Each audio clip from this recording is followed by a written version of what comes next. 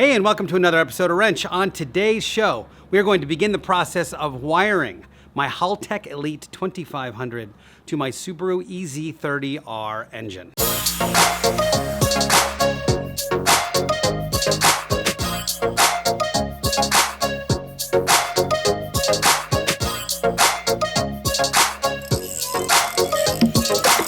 Welcome back, guys. If you hung in there all through the 5-week process of building that rear bulkhead, thanks for being here. Now, the thing about that is when it comes to fabricating something, I feel like I know enough about what I'm doing to be successful at it.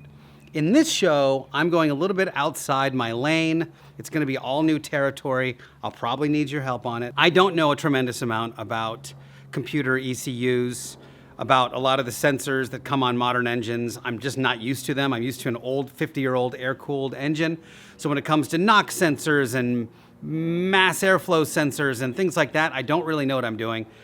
Thankfully, Haltech has made this relatively easy, and there's a lot of documentation online. And when I really started digging into the wiring, then it sort of started making some sense. However, I've got a few things to do. Number one, I've got to clean this engine first and foremost. This thing's been sitting around the shop for 6 months. It's gotten all kinds of different dust and dirt and metal shavings and you name it on it. So I want to start with a very clean slate. Next, I've got to strip all of the outer protective covering off of the factory wiring loom. And that is so I can figure out how I'm going to wire the Haltech into it. And I'm going to do this probably like in 2 phases. So first and foremost, I'm going to try to just make this engine go choo-choo. I want to see if I can get the stock Subaru EZ30 started and running with this Haltech ECU. Once I figure that out, then I will twin turbo it and do all that stuff. Now, to do that, I've decided that I'm going to splice directly into the factory wiring loom to begin with. And so basically what that means is I'm going to take this huge Haltech harness I have, I'm going to run wires directly to the plugs that they go to. Once I figure that thing out and the actual engine works, I will then cut those wires, put bulkhead connectors on, and we should be good. I will probably need to replace some of the factory connectors as well, because a lot of them are cracked and they just need some love. So, first and foremost though, I'm gonna do something I'm very comfortable with, which is cleaning. I've gotta clean this motor. Which brings us to today's sponsor, Super Clean. Super Clean reached out to me a few months ago and they said, dude, we love your YouTube channel. We love what you're doing. What do we do? How do we become involved?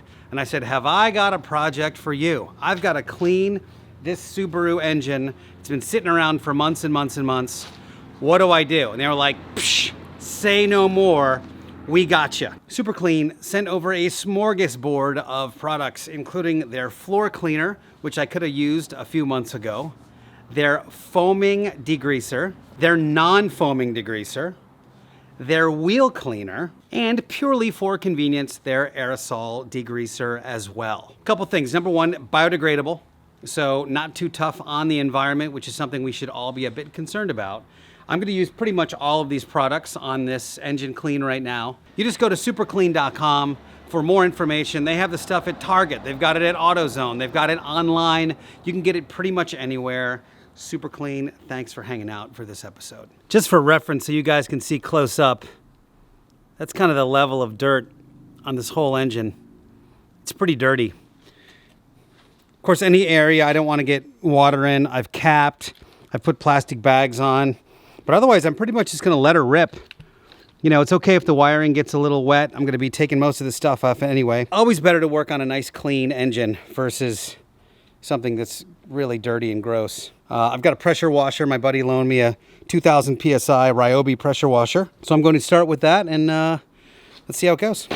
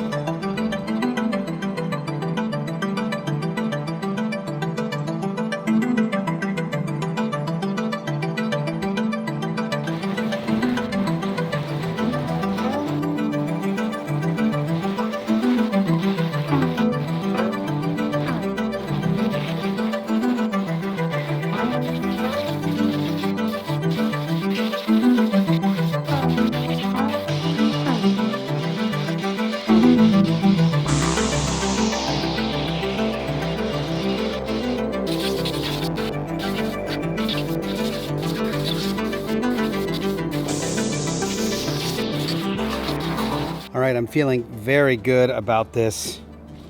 Now, it's not a show car finish, but it is really good. It looks pretty fantastic. It is volumes cleaner than it was. And as a bonus, I don't know if this was on purpose, but some of the degreaser made this cool rainbow effect on some of the metal, and it looks awesome.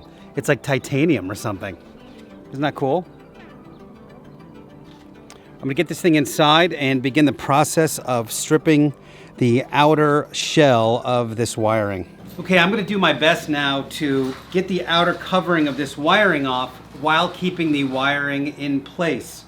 I don't know what a lot of these plugs do, but I do have a bit of a special surprise on that. So let's get this thing kind of cleaned up for now and see where we are.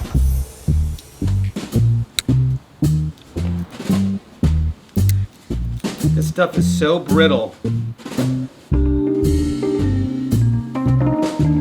I'm doing my best to just cut it off. I'm going to save as much as I can, but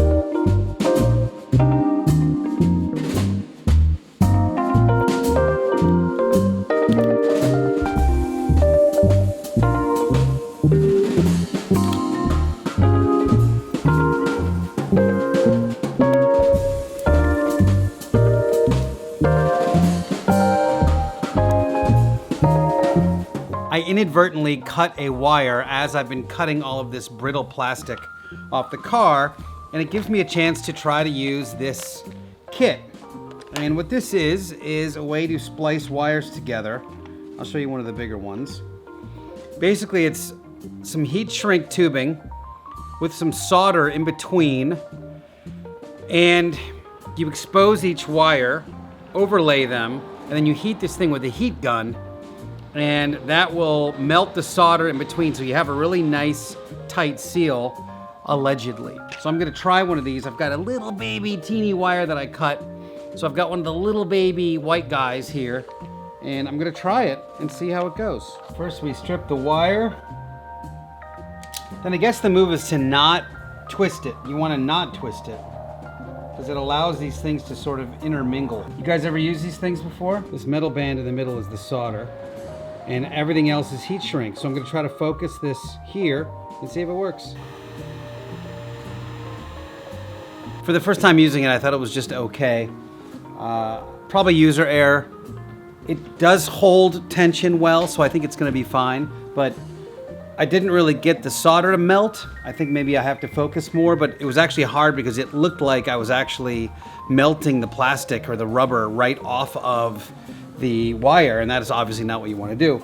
But I think it's okay. It should hold. I'm pulling with like pretty good force. This is where we are at with the wiring, and again, I'm doing this so I can trace exactly what wire goes into what plug, which will make it a lot easier for me to splice into.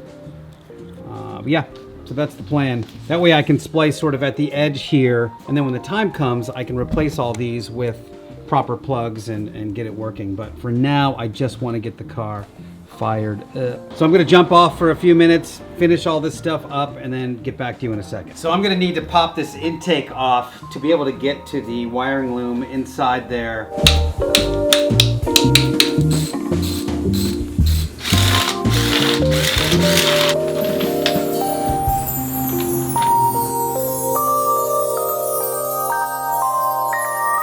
All right, intake is off. Ports are covered. Now it'll give me a chance to get to these pieces here. Stuff I couldn't get to before. And then I'm gonna leave this and start working on the car. See if I can get the Haltech hooked up so it works. And then we'll be on to the next phase of this. I'm amazed, by the way, how much this looks like a Porsche engine when you take all this intake off. Like if I put a Porsche factory, fan shroud in there, it would not surprise me if it fit perfectly. Well, that took a couple of hours, and you can see how much of a real mess it made. But I'm so happy now that I can look at some of these wires and go, okay, this is black with red, trace it right back to a ground on the block. It just makes my life so much easier to try to track this stuff down. Now that this is there, and I have some semblance of what goes where, and basically how it ends up on a plug, now I've got to figure out how to connect that to this gigantic mess. So the next plan is to figure out how the Haltech connects to the engine. We've got two issues. Number one, got to get the Haltech itself functional. This is why I did that entire rear bulkhead, made a place for the battery, and ran those wires, because I knew I needed the Haltech to function. Number two is I have to identify what's what on this engine. So I reached out in the 6 swapped Subaru group that I'm in. These are Subaru enthusiasts and tuners that do a bunch of engine swaps, so they're used to doing wiring and that kind of thing. So I took close-up pictures of all the different plugs, and I said, what does this do? What does this do? What does this do? And wouldn't you know it, Subaru/YouTube royalty was the one that answered the call. It was none other than Alan, otherwise known as Turbo Yoda from Mighty Car Mods, was the guy that responded to all of my questions. So here's my plan.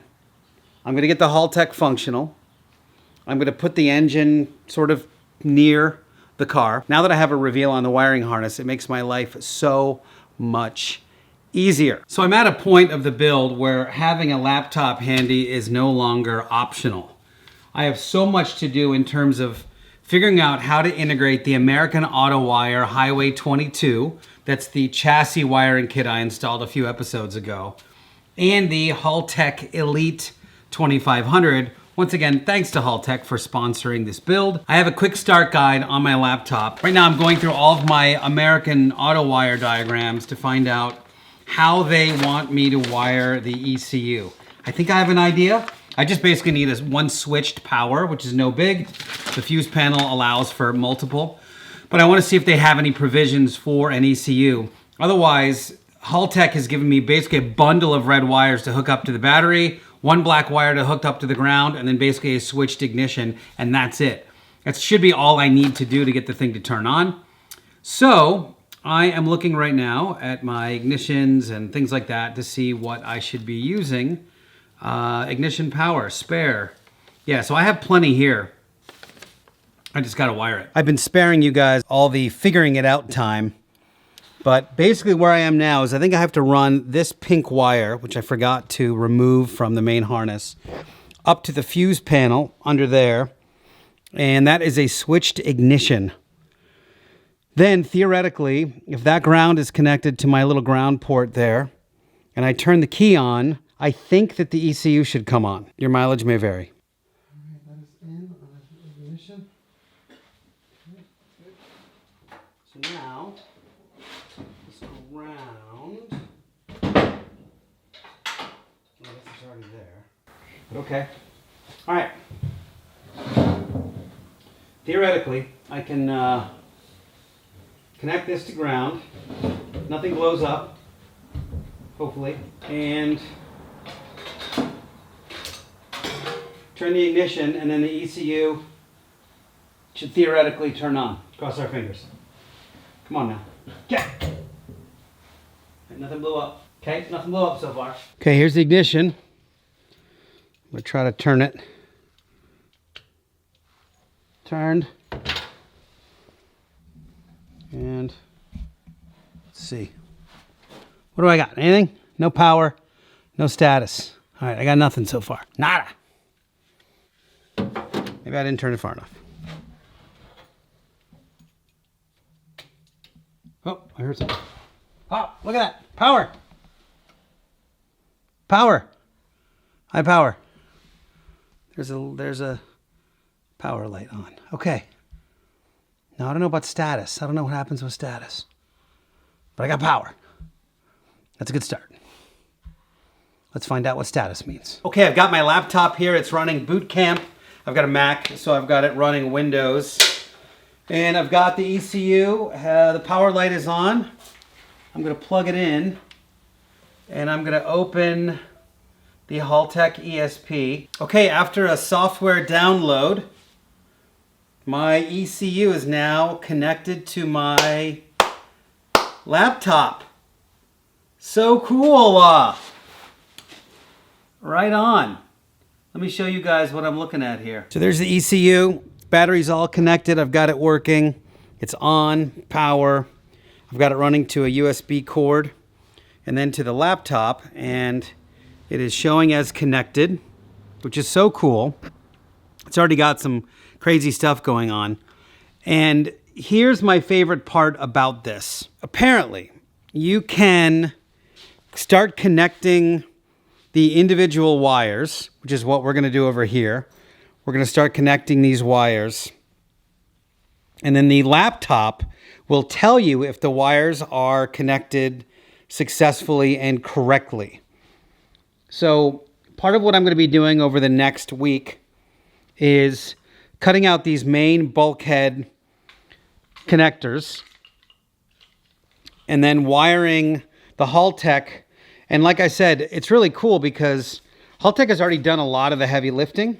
Like for instance, these are all of the injector wires and they're already built in. And I know I have 6 injectors. So basically I just have to connect these wires directly to where the wires come out for the injectors. So basically I just have to trace them down into this, and then I've got an injector connection. And I'll just do that for everything. And then I'll actually have a wired up engine. Once it's all functional, then I can work on doing like real pinouts and creating bulkhead connectors for the engine. But it's super exciting. And this thing right here is the biggest deal, that now I have the laptop connected, because now I can troubleshoot it. Now I can basically connect everything and it'll tell me if it's connected correctly. So cool. So pretty cool. After I filmed that last clip, I discovered that I can import the base map for the 3-liter Subaru engine. So now the Haltech ECU software already has everything that it needs to make this thing go. So literally the last thing I have to do is connect the wiring, then of course do the plumbing, oil and gas and all that stuff. But between now and the next time you see me, I will have done hours and hours and hours and hours and hours and hours of research to try to figure out how to make this thing work, and hopefully employ the smarts of people that have done this before. I've got a buddy who happens to love this stuff. I think he's a glutton for punishment personally, but Anyway, as always, Ben and I thank you guys so much for watching. Special thanks to Super Clean for sponsoring this particular episode. The engine looks fantastic. It really, really looks great. I'm so excited to work on it now that it's not covered in crazy metal shavings and dust and grease and oil and blah, blah, blah. So check out superclean.com. Anywhere you can get those kinds of materials, AutoZone or Target or whatever, it's all there. And also special thanks to Haltech for providing one of the best, most state-of-the-art, amazing ECUs on the market today. Now I got to figure out how to use it. See you next time.